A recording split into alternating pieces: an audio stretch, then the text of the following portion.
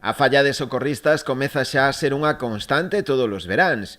O Bloque Nacionalista Galego de Ribeira denuncia que ningunha praia do municipio conta aínda con servizo de socorrismo pola demora do Concello na contratación de profesionais. Sabemos que hai unha escaseza de socorristas evidente, pero desde o Bloque Nacionalista Galego démoslle un tempo prudencial ao goberno local de Ribeira para ver se fronte a esta escaseza pois facía algo.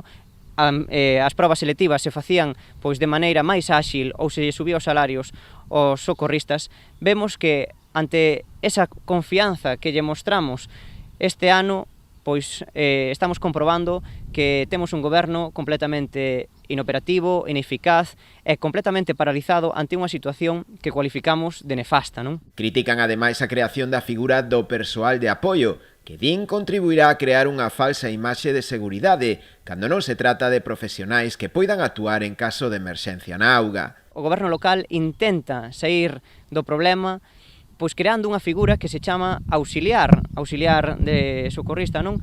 Que son profesionais que, para o noso entender, van dar unha falsa imaxe de seguridade porque, ante unha situación de perigo na auga, estes profesionais non poden actuar no mar, senón que só poden actuar en terra. Piden, polo tanto, que se proceda canto antes á contratación do servizo de socorrismo e que se distribúa o persoal polos distintos areais en función das necesidades de cada un.